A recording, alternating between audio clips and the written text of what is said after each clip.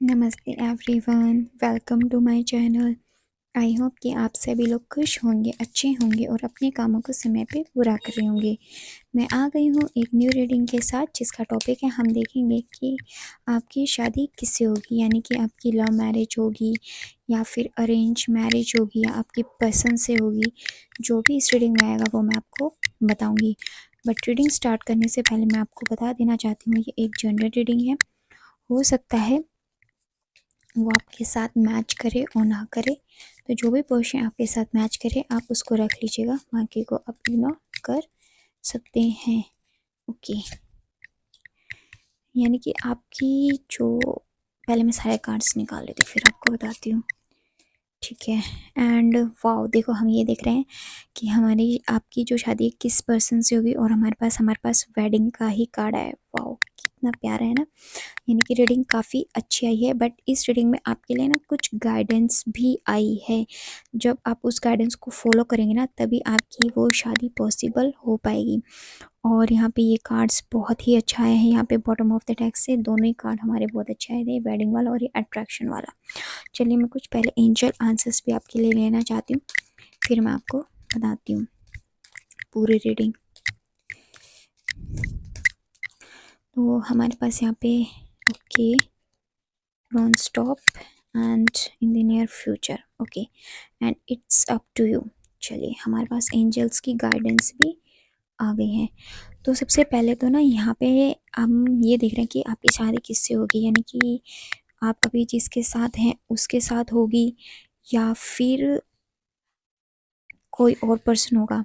तो यहाँ पे तो सबसे पहले मैं आपको ये बता देना चाहती हूँ कि आप अभी, कुछ लोगों के लिए यहाँ पे ये आया है कि आप जिसके साथ भी अभी हैं, जिसके साथ भी आप अपना मतलब बहुत प्यार करते हैं, आपकी लगता है कि मतलब आप भगवान से उनको निरंतर रूप से अपने लिए मांगते रहते हैं कि मुझे मतलब मेरी शादी इन्हीं से करा दीजिए, ये मेरे पार्टनर हैं, मैं इनसे बहुत प्यार करती हूँ या वो मेरे से बहुत प्यार करते हैं, मैं हर चीज़ में उनके साथ कॉम्प्रोमाइज़ करने के लिए, हर सिचुएशन में उनका साथ देने के लिए तैयार हूँ।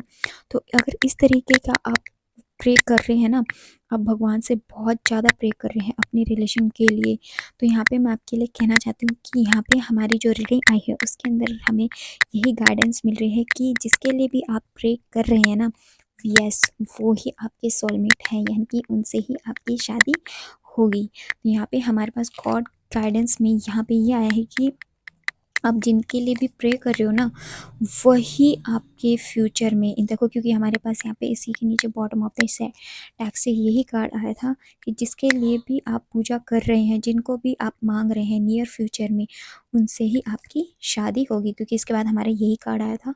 तो जिसके लिए भी आप पूछना चाह रहे हैं, जिसके लिए भी आप प्रार्थनाएं करते हैं, चाहे वो कोई भी है अब, है ना, तो उनसे ही आपके यहाँ पे शादी के चांसेस बहुत बहुत बहुत ज़्यादा है। इन कार्ड्स में हमें गॉड ने यही गाइडेंस दी है, वही आपके यहाँ पे सोलमेट हैं। तो सबसे पहले तो जिन्होंने भी ये पूछा था, तो उनके लिए यस, जो भी आपके पर्सन है जिनके लिए भी आप प्रे कर रहे हैं, वही आपके नियर फ्यूचर में आपके पार्टनर बनेंगे।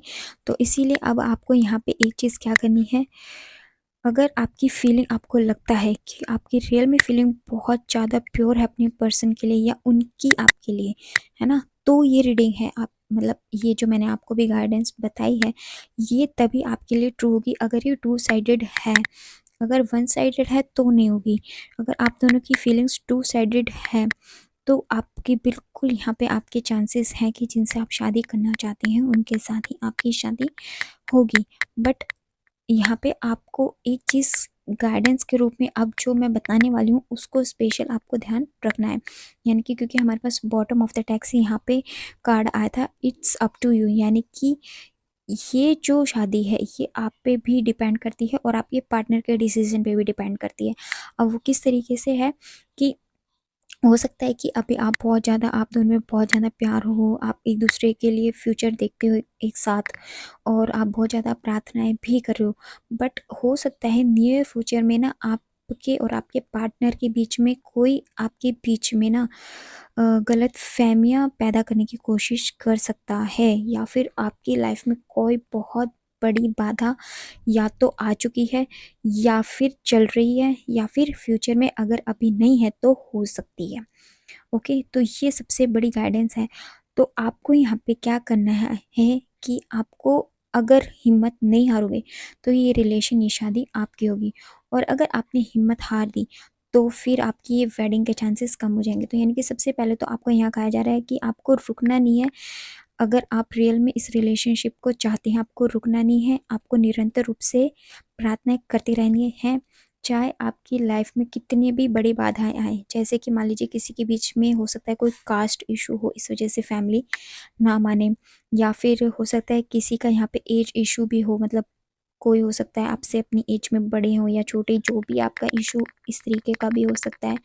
या फिर ऐसा भी मुझे दिखाई दे रहा है कि कई बार ना लोग आपको भड़काने की भी कोशिश करते हैं आपके रिलेशनशिप के लिए, कि मतलब कि वो तो ऐसा ही है तो उसके लिए नहीं है, मतलब आपको उनसे भी बेटर कोई मिल सकता है, वो आपके लायक नहीं है, या फिर वो तो ऐसी ऐसी उनकी हैबिट्स हैं, आप क्या उनके चक्करों में पड़ गए हो। कोई भी किसी भी तरीके से हो सकता है कि आपका माइंडसेट वो ख़राब करने की कोशिश करे।